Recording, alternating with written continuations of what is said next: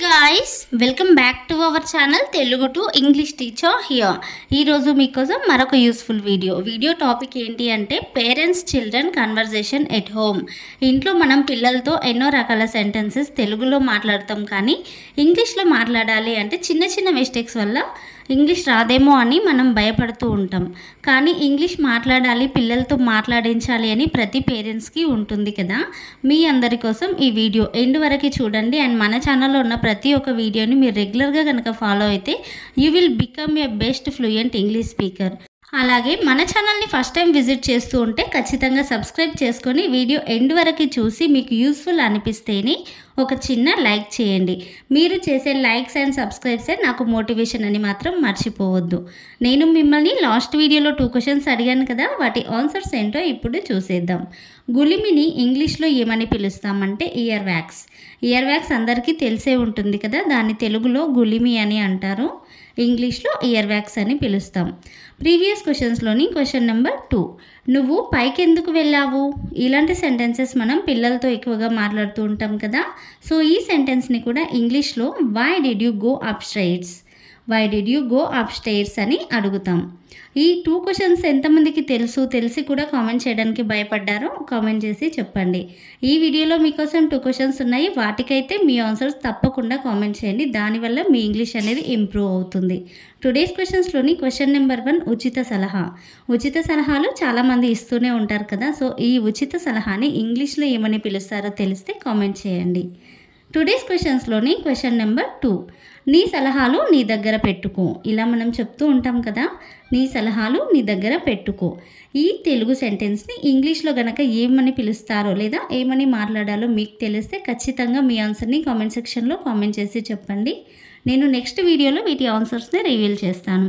ఇప్పుడైతే లేట్ చేయకుండా మన వీడియోలోకి వెళ్ళిపోదాం. Let's get started our video and please show your support with your likes and comments as always. First sentence of this video, నీ watch ఎక్కడ పెట్టావు? ఇలా మనం పిల్లల్ని అడుగుతూ ఉంటాం కదా. In English, where did you put your watch? For example, did you give your watch to someone or do you keep it with you? Did you give your watch to someone or do you keep it with you అంటే నువ్వు నీ వాచ్ని ఎవరికైనా ఇచ్చావా లేదా నీ వాచ్ని నీ దగ్గరే ఉంచుకుంటావా అని. పిల్లలతో ఇలా కూడా మనం మాట్లాడుతూ ఉంటాం కదా.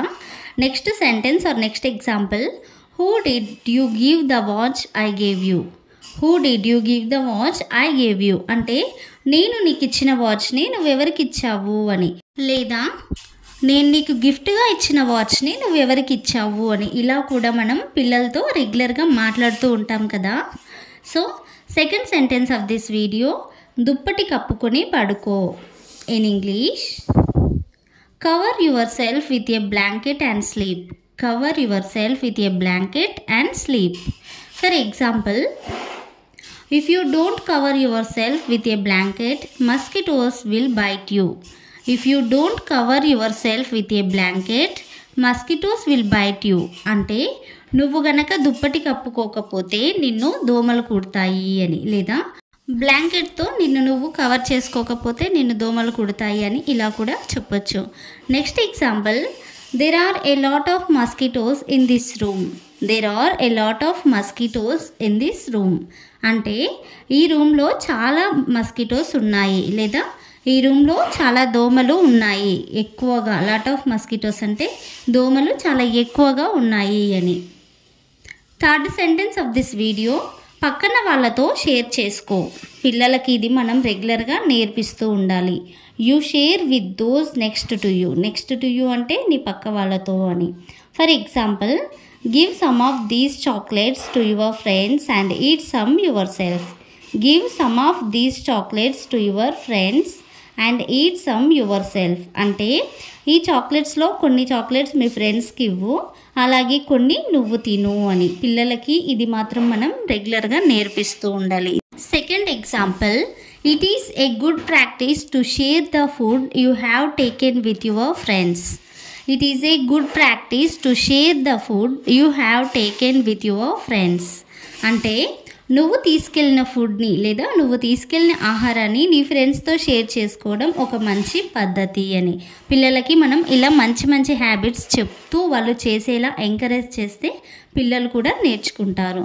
So next sentence of this video, చేతులు కడగకుండా ఎందుకు తిన్నావు? ఇలా మనం అడుగుతూ ఉంటాం కదా. Why did you eat without washing your hands? Why did you eat without washing your hands? For example, because you eat without washing your hands every time, now you are having the motions. Because you eat without washing your hands every time, now you are having the motions. అంటే నువ్వు ప్రతిసారి కూడా చేతులు కడుక్కోకుండా తినడం వల్లే నీకు motions అవుతున్నాయి అని. So next example, You should thoroughly clean your hands with hand wash. You should thoroughly clean your hands with hand wash. అంటే నువ్వు చేతులను హ్యాండ్ వాష్తో శుభ్రంగా కడుక్కోవాలి అని. You should thoroughly clean your hands with hand wash అంటే చేతులని నువ్వు hand వాష్తో శుభ్రంగా కడుక్కోవాలి అని అర్థం. So next sentence of this video, అర్థం కాకపోతే మళ్ళీ అడుగు. ఇలా కూడా చెప్తూ ఉంటాం కదా. If you don't understand, ask again.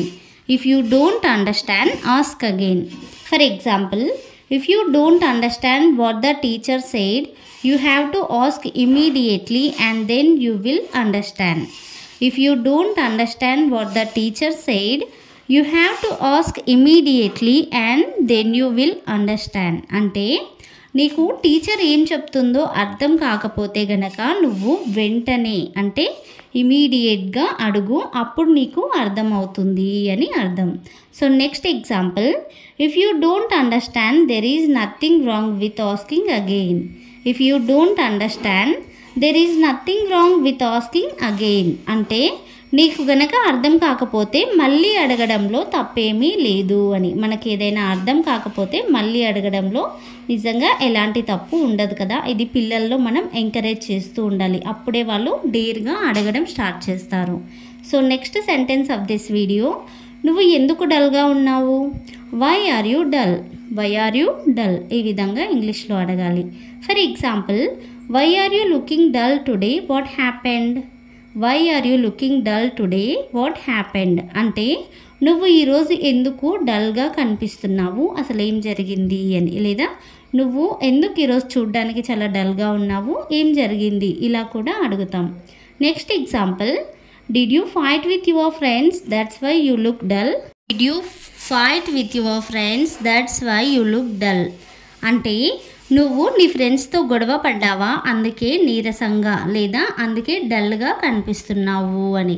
మనం పిల్లలు డల్గా ఉన్నప్పుడు ఇలా కూడా అడుగుతూ ఉంటాం కదా, స్కూల్లో ఏమైనా గొడవ పడ్డారో అని డౌట్తో. So next sentence of this video, కుంటుతున్నావెందుకు? ఏమైంది? ఇలా కూడా మనం పిల్లల్ని అడుగుతాం కదా. What happened? Why are you limping? What happened? Why are you limping? For example, how did you fall on the ground like that? How did you fall on the ground like that అంటే నువ్వు కింద అలా ఎలా పడ్డావు అని. అంటే పిల్లలు కింద పడ్డప్పుడు ఇలా కూడా మనం మాట్లాడుతూ ఉంటాం. So next example, I was very scared when you were limping.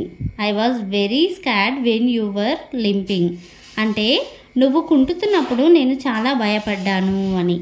పిల్లలకి ఏదైనా జరిగితే పేరెంట్స్గా మనకు చాలా భయం వేస్తూ ఉంటుంది కదా, అది పిల్లలతో ఎక్స్ప్రెస్ చేస్తేనే వాళ్ళు ఇంకొకసారి మిస్టేక్స్ అనేవి రిపీట్ చేయకుండా ఉంటారు. So next sentence of this video, next and last sentence, నీ చెప్పులు ఎక్కడ పోయాయి? పిల్లలు ఇది కామన్గా చేసే మిస్టేకే కదా, నీ చెప్పులు ఎక్కడ పోయాయి? Where did you lose your sandals? Where did you lose your sandals? ఈ విధంగా అడగాలి. For example, it seems to me that buying new things for you is unnecessary.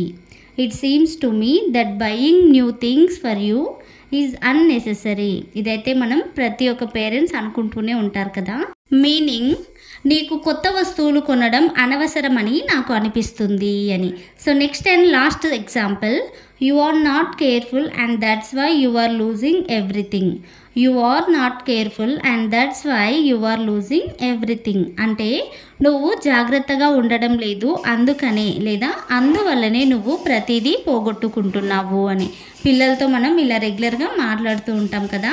ఈ సెంటెన్సెస్ అన్నీ మీకు యూస్ఫుల్గా అనిపిస్తే ఒక చిన్న లైక్ చేయండి.